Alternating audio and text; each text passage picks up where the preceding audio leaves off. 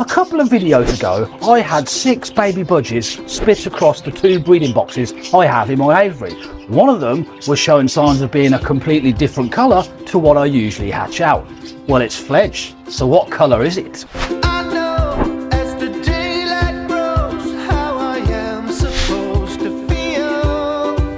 Hello, welcome back to the channel. How are you? You okay? I am terrific. Right, okay.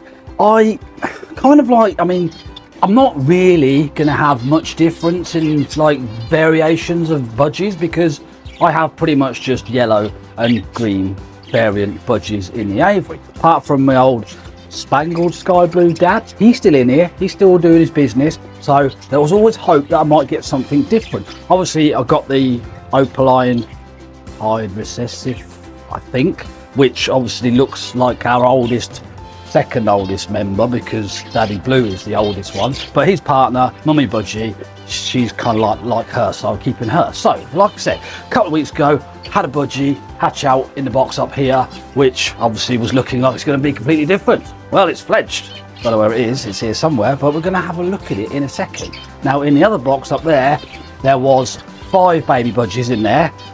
One, I think if you saw it on the video 2 videos ago, you can see one was a lot younger. That one didn't make it. That one was booted out on the floor, so I removed that. But 4 others are doing really well. 3 are still in the box. They might even make it out by the end of this video. We don't know yet. And 1 is out, which is yet again another Lutino budgie. So I'm going to take you off your perch so you can have a look yourself. Right. Okay, that's better. So we're going to start with the box up here first of all, which is good at producing Lutinos. So the one that is actually fledged is over down there. Look, I'll show you. So that's a Lutino that has literally fledged a nest, I think 3 days ago. And there's actually 2 more in there. But there is a green one as well because Mummy for this box is over there. So if I can get round to her. So that is Mum. Oh, there she goes, to this box here. So we'll have a look in there first. So there, as you can see, there is 2 more Lutinos in there, but there is actually a green budgie as well, just like Mummy. So, you know, a little bit of variation. Not bad, you know, but most importantly, we want to know what came out of here. Oh, by the way, Mum, so the budgie that has fledged this box has now been out of the box for about 9 days. And Mum's been busy already. If you look in there, she's very... Mum, she's still in there. Is that Dad? Mum? No, Dad's in there. As you can see, she's been quite busy again already. That's not too bad though, because that box is pretty clean. It's this one. When they fledge this box up here, I need to take the box down and clean it because it's really dirty before it goes back up, because she'll probably want to go again. So let's have a look. I don't want to keep dragging it out, but let's have a look to see exactly what came out of that box. And he, I believe it's a he, is over there, right up there, da, da, da, da, da, right up in the corner. And I believe, quote me if I'm wrong, it's a clear blue, clear wing sky blue. Oh, it's heading this way. Oh, I don't want to scare him too much. You let me know what it is, but beautiful bird. And finally, something different. Cute little guy. Now, obviously, Mum is paired up with, the dad was in there, you can see a minute ago. So whether they are the actual parents or whether my spangled blue got involved at some point, we will never know. But yeah, there you go. So 3 Lutinos, but I have a green one as well. And then obviously, correct me if I'm wrong, possibly a clear wing sky blue? I don't know. I'll just go from pictures that I see on the internet because I'm getting better indeed, but I just go from pictures that I see on the internet and that's the closest one I can find. But I'm sure someone will let me know either way. So yeah, I'm going to pop out, let me calm down, and I'll tell you about some birds that I got back. I still have the situation of only having the 1 female finch, and I need to, I'm hoping, I think it's the first Saturday of every month there is a bird auction, probably about 10-15 miles away from my house. I'll hopefully get to that because I wouldn't mind some female zebs, and also maybe pick up some different mutations of budgies, you know, to break the yellow and green train. But I have got some birds back that I did sell on Pets for Sale, Pets for Homes, whatever it is, and I'll tell you about them when I get out.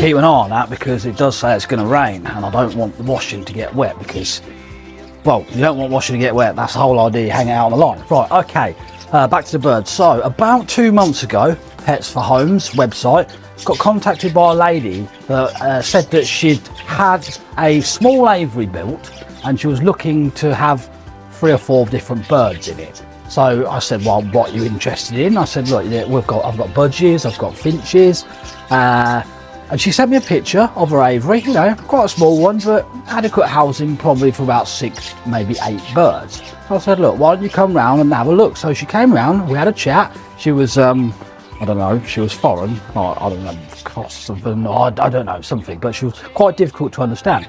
And she didn't want no breeding birds at all. So she actually took 2 budgies and 2 finches, 2 female finches, 2 female budgies and 2 male finches. She actually took and one of normal male finches, but she also took the black cheek finch that I hatched out. And she also took the Latino, if you remember the Latino with the bad wing, she took that as well, because with it being a smaller aviary, she still struggles with her wing a bit, but she flies fine. And she also took another green and yellow variant, I'm not sure what it is, tell me, it's here. And yeah, so everything was absolutely fine. She took them in my travel cage, which she brought back to me the next day. Not a problem. About 2 months later, so only like just after the video I made where I'd sold all of my female finches apart from the one, she messaged me and asked if I could take the birds back because she believed her mum, her elderly mum that lived with her, has got allergic to them and she had to bring them back. I was like, oh yeah. I said, but you know, I'm not giving you your money back. She's like, no, I don't want the money back. So she brought them back round, and this is where the alarm bell started ringing. She turned up with them in what looked like a hamster cage or a small gerbil cage or something. It was probably about that long, but you know, only like that high. So it's probably for a small guinea pig or a gerbil or a hamster or something. And I said to her, I thought you said you had an aviary. She went, oh yeah, but no, it doesn't work anymore. And I'm like, I'm sure you said it was new. So I was getting a little bit like, but it doesn't matter. I took the birds back anyway, free of charge obviously, and now they're back in the aviary. Still doesn't solve the problem of having the one female finch, but it's just how it happened. But at least I got them back because it was not ideal. There was all 4 birds in this hamster cage. It was just ridiculous, and there were so many perches in there they can hardly move. So I actually ended up keeping that cage as well. She just dumped the whole lot off on me. So they were back in the aviary, they've got all room and they're just doing absolutely fine. But you know, again, Pets for Homes, you just don't know who you're selling to, so just be careful. Ain't gonna rain, is it? Come on, bud. And the times are changing fast.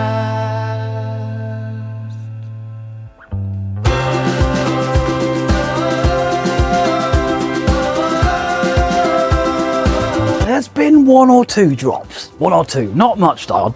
I'm reluctant because it's not quite dry. I don't want to take it in and finish it in tumble dry because I like it line dried because you can smell the Lenore Unstoppables even better. So anyway, right, the other 3, the 2 Lutinos and the green budgie, not come out of the box yet. They're literally almost falling out and fighting their way out the door, but they're just kind of like, I'll stay in here for a bit longer. I mean, it is quite nice-ish.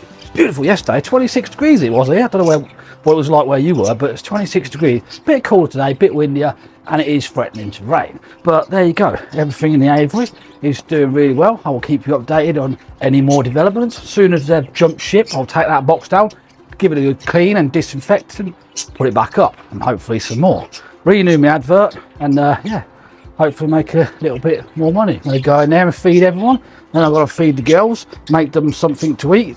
I haven't seen them much today because they're just sitting on their iPads. I don't know why I'm doing that, because they don't do that. They just sit there on Roblox, something like that. But I'm going to take them out for hopefully a carvery, a Sunday carvery and a walk tomorrow. So yeah, work-wise, everything's going really, really well. I've now fully qualified level 1 technician in pest control.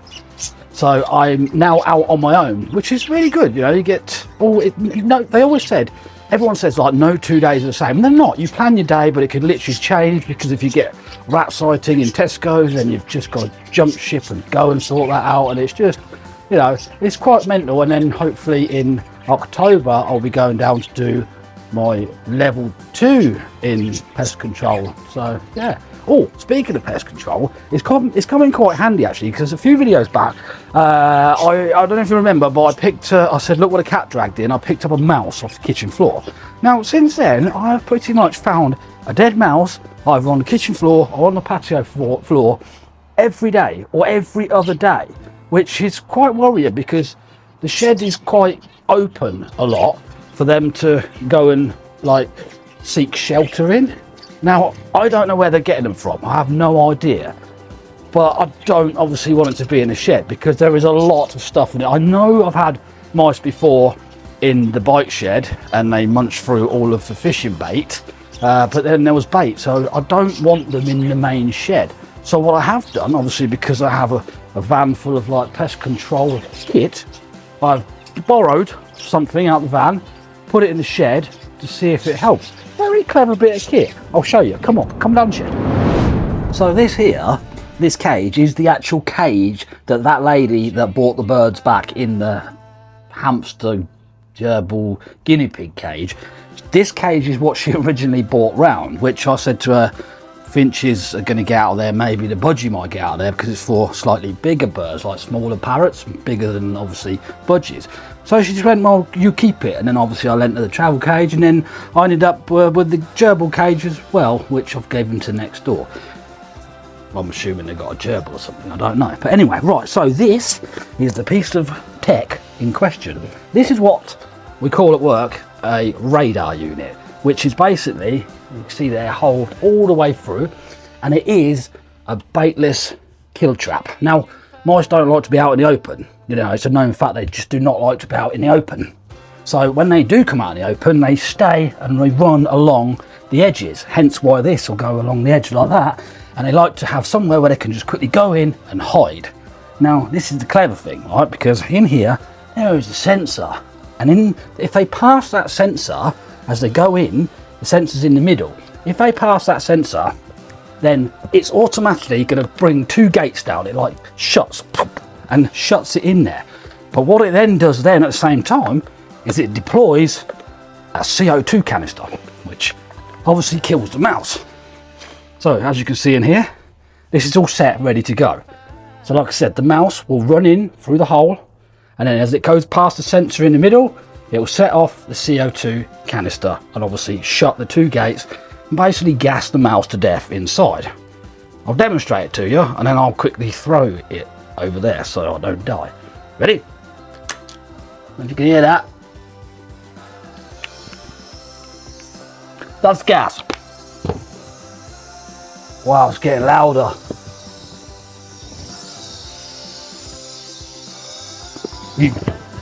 I'm alright, I'm not feeling woozy or nothing, but yeah, that's literally how it works. It is a baitless kill trap for mice, and they work really well. That's not even the cleverest part though, because it's all done now. I mean, it's quite sealed in, so you know, it doesn't really come out. This is just a normal one. You can actually get these, the customers have got these, that they're actually connected, so they actually have like a modem thing in there, like a Wi-Fi card, which then links to a modem at the customer's site, which then, if it's triggered, then it will send a signal to the modem, which will then send a message to like the rent-a-kill like IT department, which then sends my phone a text message to say the radar unit 3 at Tesco's has gone off. Then you have 4 hours to get there and go and get the mouse out. Bit boring, I know, but I just thought I'd let you know. So thanks so much for watching. If you like the video, give it one of them. Helps me out a lot. And if you're not subscribed, subscribe to the channel. Helps me out even more. So I shall see you in the next one. Until then, just watch another video here. Goodbye. Ah, cock it.